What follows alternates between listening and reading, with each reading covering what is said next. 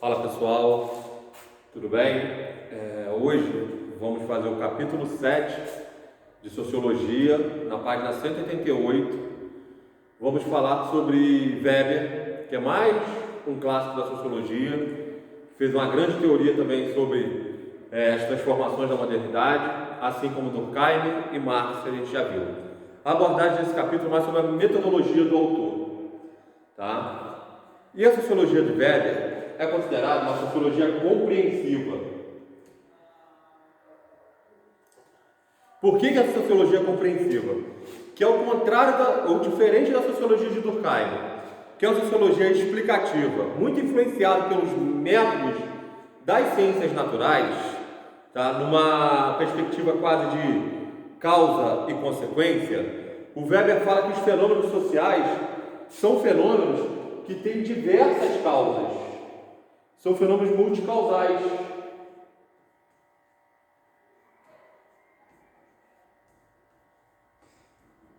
Temos diversas causas para que ocorra um fenômeno social.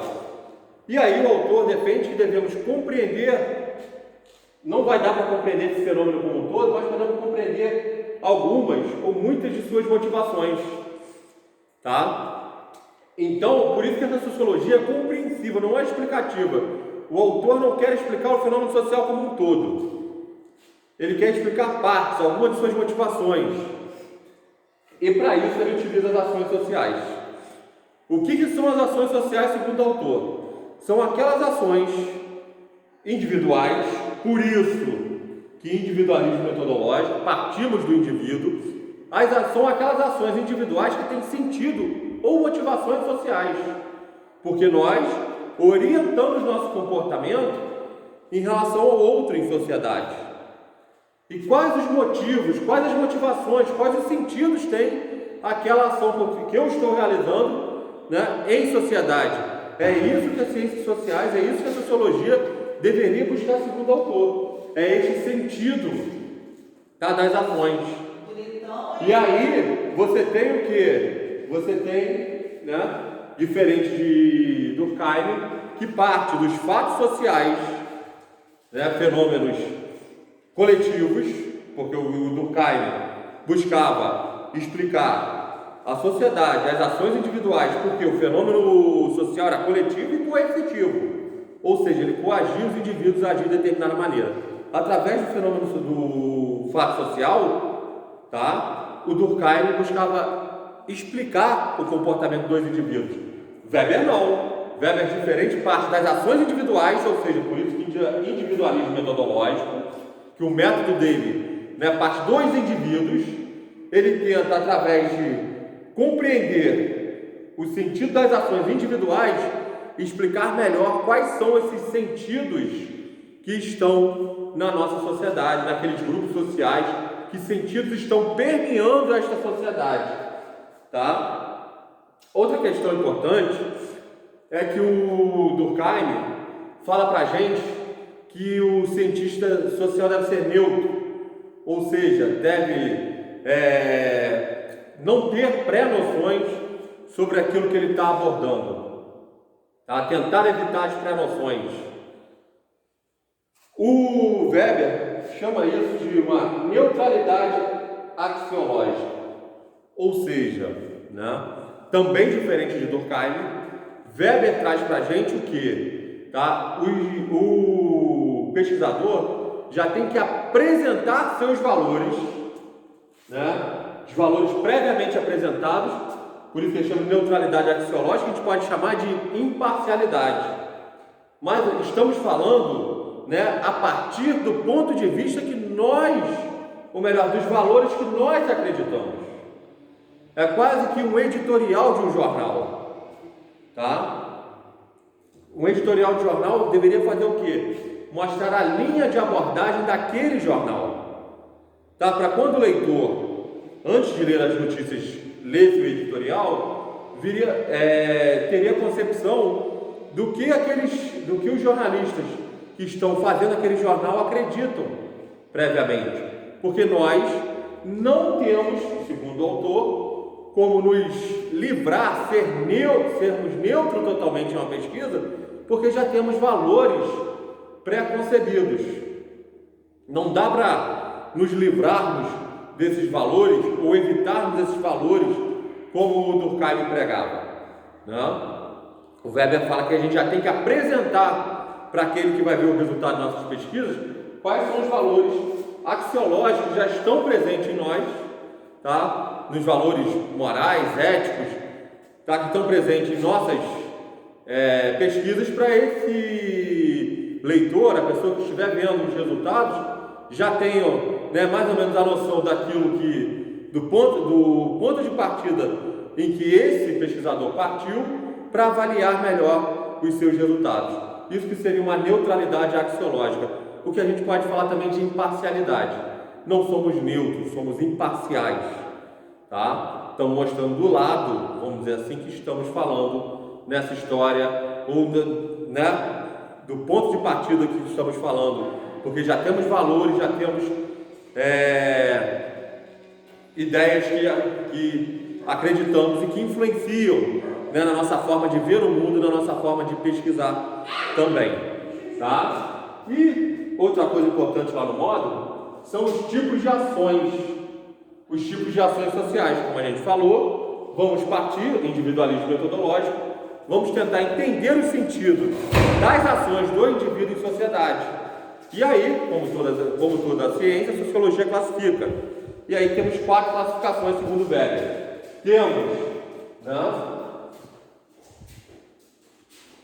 a ação social afetiva, que o fundo, ou seja, o sentido dela está muito mais ligado à questão emocional. Por exemplo, uma criança que está se afogando porque não sabe nadar, e seu pai e sua mãe, mesmo que não saibam nadar, pulam para tentar salvar aquela criança. Tá? Então, qual foi o principal sentido, qual foi a principal motivação da minha ação? As emoções. Tá? Então, somos movidos em certas ações pela emoção. Um crime passional, motivação, né, nas emoções. Então, é esse tipo de ação que o Weber chama de afetiva. Ação tradicional, comemoração, por exemplo, da Páscoa, muitas vezes sem sabermos qual o sentido da Páscoa. Tá?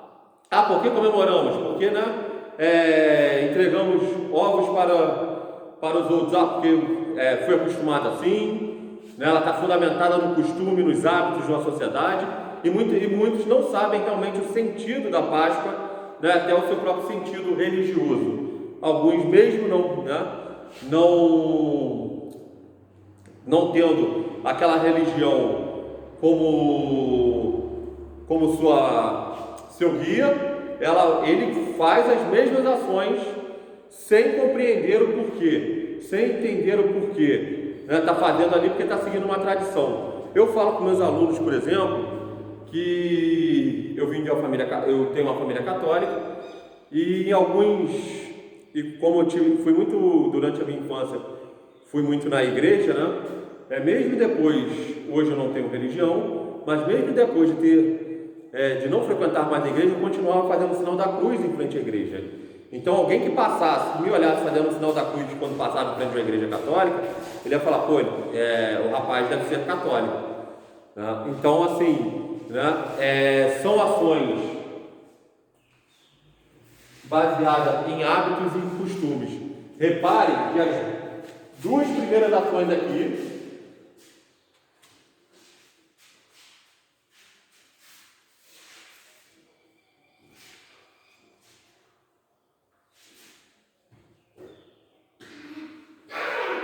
são ações irracionais, porque não racionalizamos, não temos aquele pensamento com, né, os porquês, com os comos, né, racionalizamos em torno, agimos em torno de emoções, hábitos, costumes, né, não racionalizamos em relação às nossas ações, nessas 2 primeiras aqui classificadas pelo autor.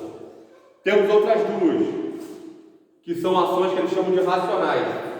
Ações racionais, ações sociais racionais com relação a fins, e ações racionais sociais com relação a valores. Tá? As ações racionais com relação a fins são aquelas que racionalizamos, tá? Em torno de o quê? De um objetivo, por isso que fim, tá? Em torno de um objetivo. Por exemplo, né? Quando entramos um time de futebol ou um clube de futebol que entra no campeonato, ele está buscando o quê? Vencer aquele campeonato. Então racionalizamos, traçamos estratégias para vencermos aquele campeonato.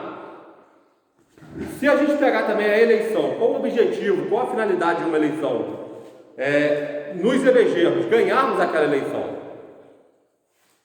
E aí o que acontece? Se você pegar, por exemplo, no segundo turno, né, vamos dar um exemplo de um município que tem um segundo turno. Temos um candidato que fez 40%, temos o outro que fez 30% e temos um que fez 17%. O segundo e o terceiro muitas vezes fazem coligações para o quê? Para buscar, tá? Para buscar a vitória no segundo turno, ou seja, eles agiram, racionalizaram qual seria a melhor estratégia para ganhar aquela eleição. Qual a diferença, né, da ação social racional com relação a valores? Nós racionalizamos, mas em relação a nossos valores. São aqueles partidos, por exemplo, já estava dando exemplo da eleição, são aqueles partidos, por exemplo, que chamamos de nanico, que muitas vezes não se coligam com ninguém, porque eles não estão só voltados para seus objetivos, óbvio que eles queriam ganhar, mas principalmente estão voltados para seus valores. Eles querem ganhar, mas querem ganhar mantendo seus valores, tá? Mantendo aquilo que ele acredita. Não vão se coligar com outro partido que tenha valores diferentes, exatamente porque o mais importante para eles é a questão dos valores, apesar de poder também mirar na finalidade de uma vitória. Como falamos de futebol também, tá? Falamos que o objetivo é ganhar o campeonato. Nessa ação racional com relação à finalidade, também temos aqueles que querem ganhar o campeonato, mas não abrem mão de seus valores. Eu acredito, por exemplo, que a melhor tática do futebol é o futebol ofensivo, é o futebol 4-3-3, que é um esquema de futebol com 2 pontas enfiados, tá? Eu quero ganhar o campeonato, mas eu quero ganhar nesse formato, de acordo com os valores que eu acredito, tá? Por isso que é uma ação racional com relação a valores, que principalmente o foco principal da ação está em nossos valores. Eu quero ganhar esse campeonato, mas quero jogar bonito, eu quero jogar de acordo com o que eu acredito, né? E o melhor esquema para mim é o 4-3-3. Então, essas ações racionais estão muito mais relacionadas com os valores do que com a finalidade. Por isso temos esses 2 tipos de ações racionais. Ação racional com relação a fim, que você mira, o foco está muito mais no objetivo, e ação racional com relação a valores. A gente racionaliza de acordo com os nossos valores, de acordo com aquilo que a gente acredita, tá? Mesmo que a gente às vezes não consiga atingir, né, os nossos objetivos. Então, galera, esse é um pouquinho do Weber, são alguns comentários sobre o que está lá no capítulo 7, e qualquer dúvida a gente está na plataforma, tá?